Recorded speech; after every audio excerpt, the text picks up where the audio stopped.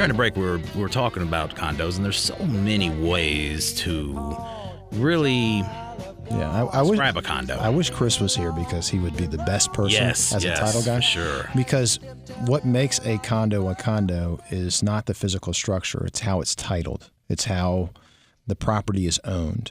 So let's start with the simplest one. All right. You buy an acre out in the middle of the country, and you own your property.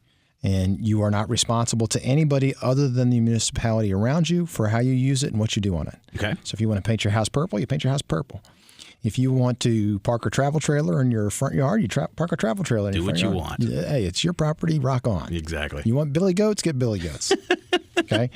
Then as you get into a more traditional subdivision, a modern subdivision, you have what's called a homeowners association. Right.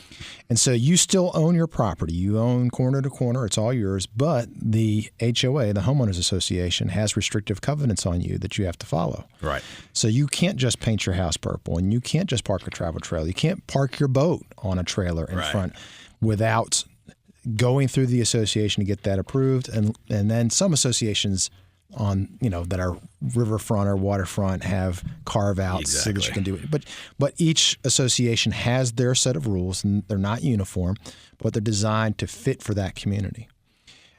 A condo is you own certain elements and you don't own other elements. Okay. So down in Fieldstone Farms, there are single-family homes that are titled condo. Okay.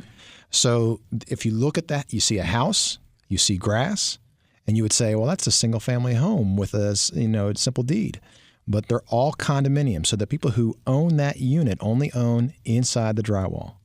They don't own the roof. They don't own the walls. They don't own the grass. Right. Because the grass and everything is all owned by the condo association. Right. So we oftentimes think about a condo association in situations where that's the best way to do it, like a mid-rise or a high-rise building, or a townhouse building where the roofs and the walls are all owned by the condo association, but the inside is owned by the individual. Right. But that's not the only way that they can be done. They can be done as single families where you don't maintain the grass because you don't own the grass, but you pay a higher fee because somebody else maintains it for you. HOA fee. Yeah, you pay it's a condo fee. Yeah, it's a condo fee. You pay a higher fee because they're responsible for your roof. Right. So they replace your roof after 30 years and so forth. And then to make things even more complicated, you do have a co-op, and that's where you actually buy a share in a building. The building is a privately traded corporation, and you buy your shares associated with that apartment. Right.